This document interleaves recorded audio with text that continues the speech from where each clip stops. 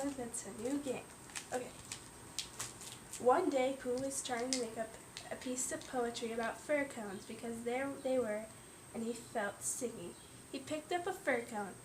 He had just come to the bridge. Not looking where he was going, he tripped, and the fir cone jerked out of his paw and into the river. Bother, said Pooh. He lay down and looked at the river. There was his fir cone slipping away. That's funny, thought Pooh. I dropped it on the other side and it came out on this side. I wonder if it will do it again. It did. He kept on doing it. Then he dropped two. Hold it closer to you.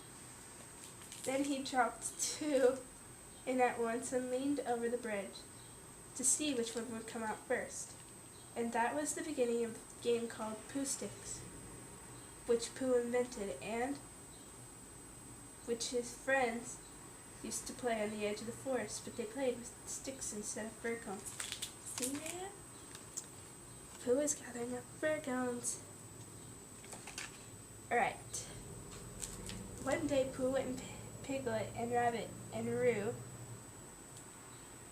were playing with Pooh Sticks. They had dropped their sticks in and then hurried across the other side of the bridge, and now they were leaning over the edge, waiting to see whose stick would come out first. I can see mine, cried Roo. No, it's something else. I can see yours, Piglet, said Pooh. Mine's sort of gray, the grayish one, said Piglet. It's coming, said Pooh, a big gray one. Here it comes, a very big gray. Oh no, it isn't. It's Eeyore. And out floated Eeyore.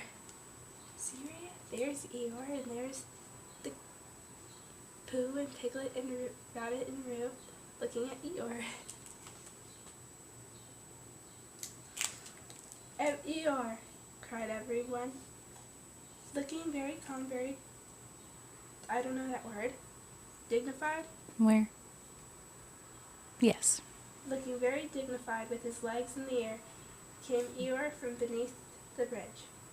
I didn't know you were playing, said Roo. I'm not, said Eeyore. I'm waiting for someone to help me out of this river. I've got a sort of idea, said Pooh at last, but I don't suppose it's a very good one. I don't suppose it is either, said Eeyore. Where was I? If we all threw stones into the river on one side of Eeyore, the stones would make waves and the waves would wash him to the other side. Pooh got the biggest stone as he could carry. Now, said Rabbit. Pooh dropped his stone. There was a loud splash and Eeyore disappeared. See? See?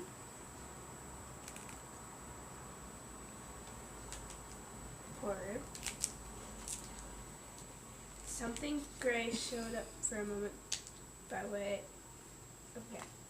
Something gray showed for a moment by the riverbank, and it slowly got bigger and bigger, and at last it was Eeyore coming out. Oh, Eeyore, you are wet, said Piglet. That was a good idea of ours, said Rabbit. Pushing you to the bank like that? Pushing me, said Eeyore. Pooh dropped a large stone on me, and I dived and swam to the bank. What was that? How did you fall, Eeyore? Asked Rabbit. I didn't fall, I bounced. I expect it was Tigger, said Piglet. There was a loud noise behind them, and through the edge came Tigger himself. You bounced me, said Eeyore gruffly. I didn't bounce, I coughed, said Tigger crossly. Bouncy or coffee, it's all the same at the bottom of the river. See? There's Tigger, and there's Eeyore and Piglet, and I suppose that's Rabbit, but his pop-up page is bent down. There you go. There's Pooh. And oh, and there's a dragonfly. I don't know why that's random.